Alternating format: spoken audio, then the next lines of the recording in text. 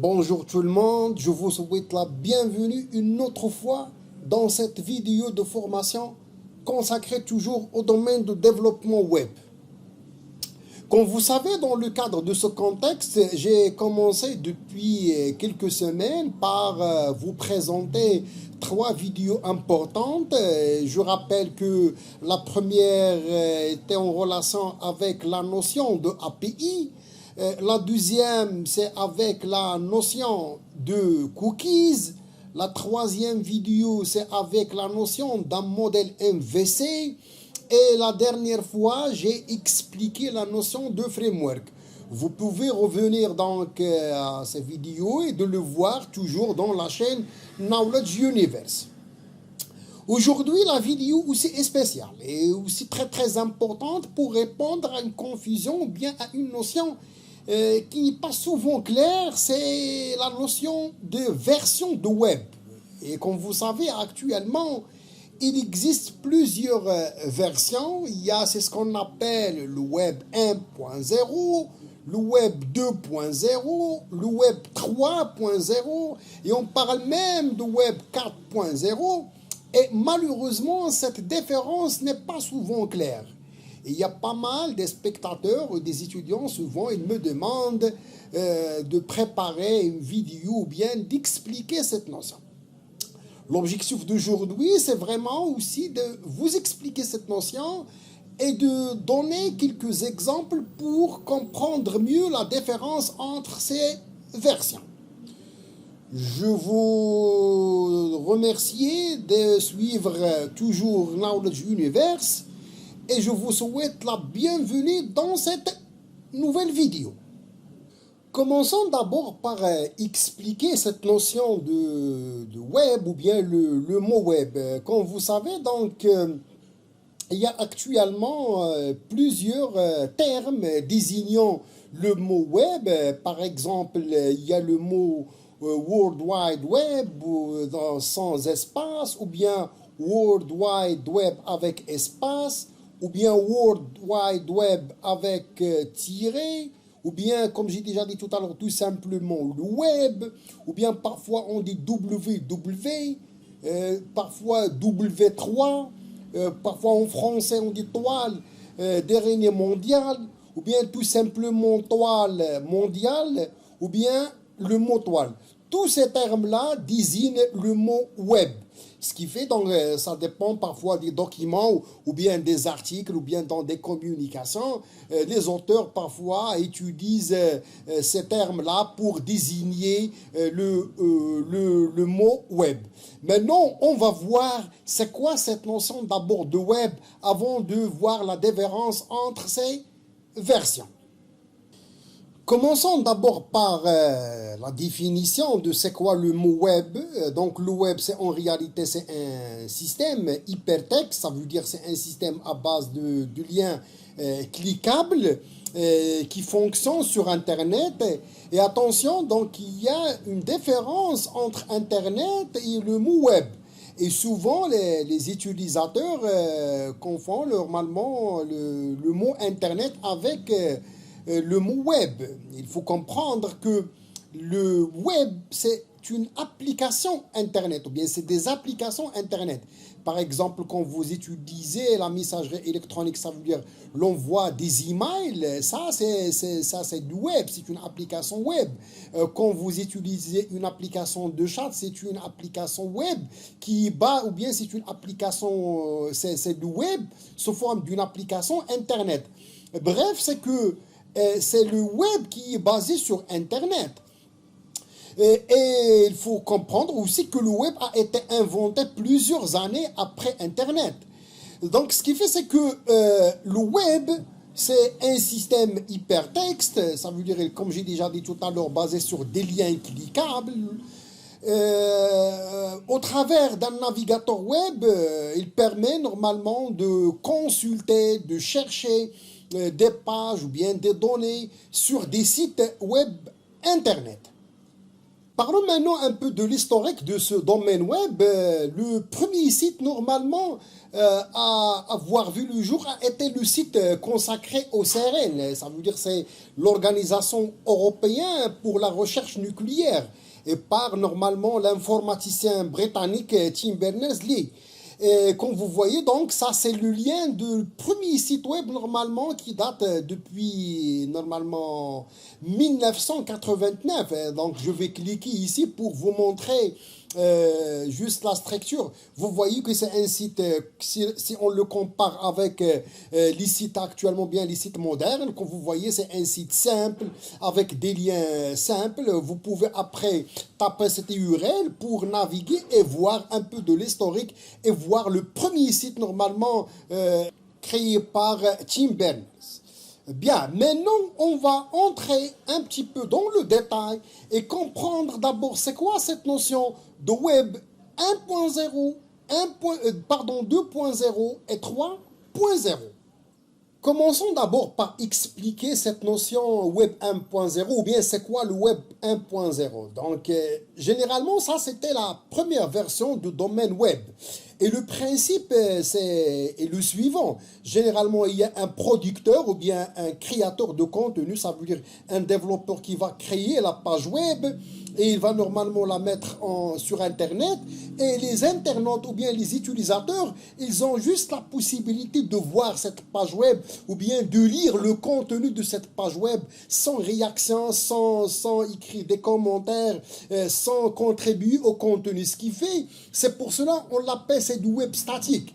Le créateur crée la page et les utilisateurs regardent ou bien essayent de voir cette page-là. C'est comme dans une bibliothèque. On demande des livres et on commence à lire sans contribuer bien évidemment à la création de ces livres-là ou bien autre contenu. Ce qui fait, c'est que le web 1.0, c'est centré sur la distribution d'informations. Ce qui fait, c'est que le créateur, il va créer, publier, et les utilisateurs, ils ont généralement juste la possibilité de lire et de voir le contenu créé par le producteur.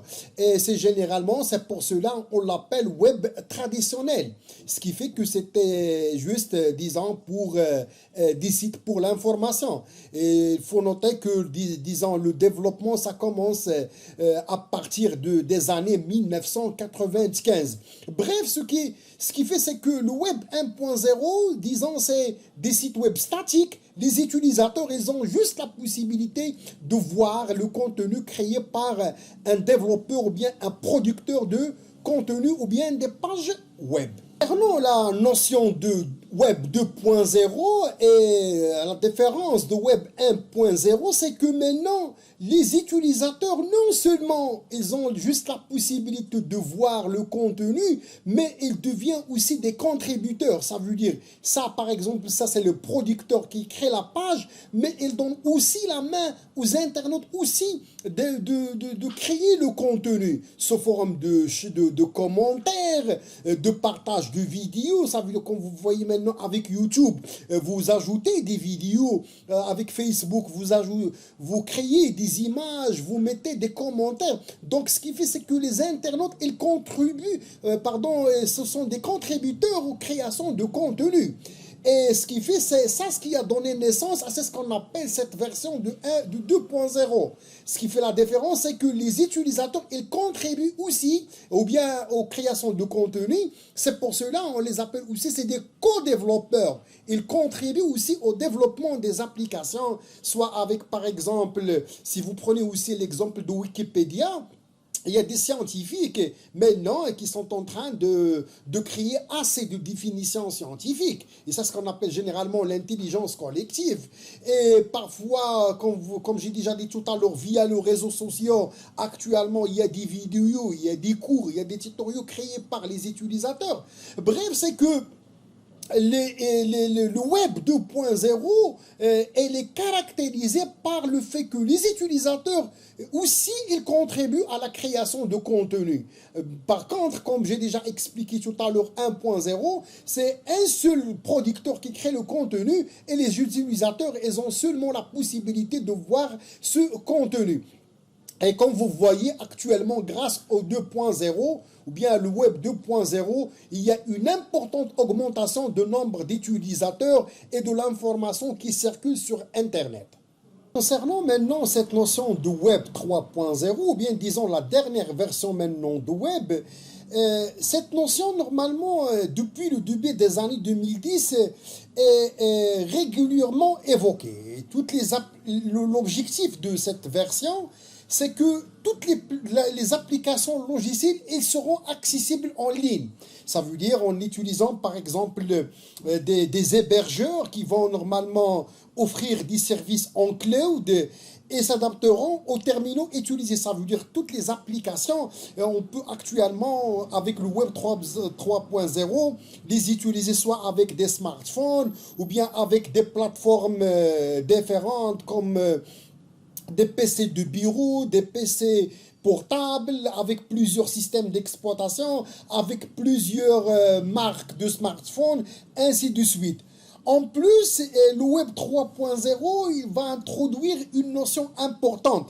Il s'agit de ce qu'on appelle le web sémantique. Ça veut dire c'est que tous les sites ils seront liés d'une façon ou d'une autre pour permettre aux utilisateurs de lire ou bien de collecter les connaissances et l'information d'une manière très très importante.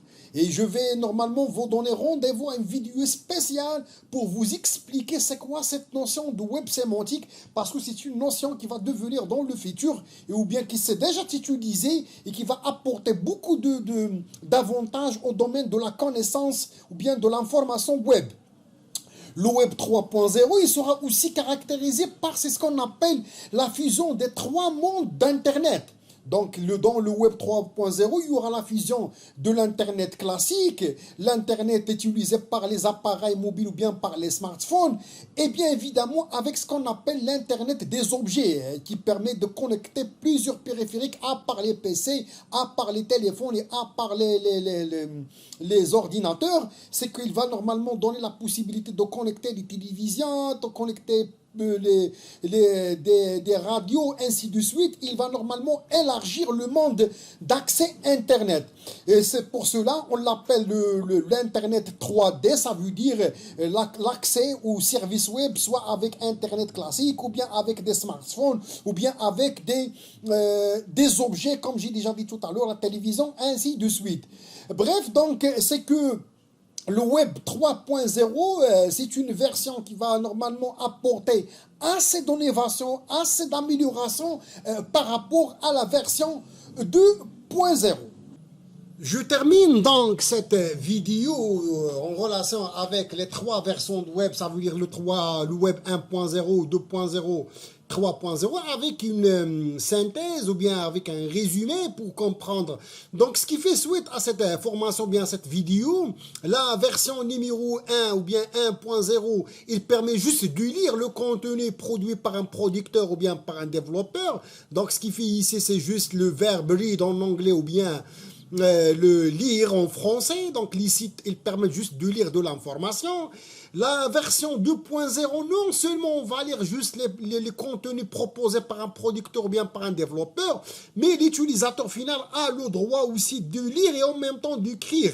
Soit de écrire des commentaires, partager des vidéos, partager des contenus, ainsi de suite. Donc, il y a les deux actions, read and write. Ça veut dire, l'utilisateur final, il peut lire le contenu proposé, il peut aussi contribuer à la création de contenu. La version Web 3.0, il permet non seulement de lire et d'écrire ou bien de partager, mais d'avoir la possibilité de comprendre les connaissances qui circulent dans le web d'une manière structurée et de créer un lien entre plusieurs sites pour compléter l'information et la connaissance. Et vous voyez ici, il y a l'ajout du verbe understand, de bien comprendre. Vous voyez ici, ça résume, ça explique les actions possibles pour chaque version.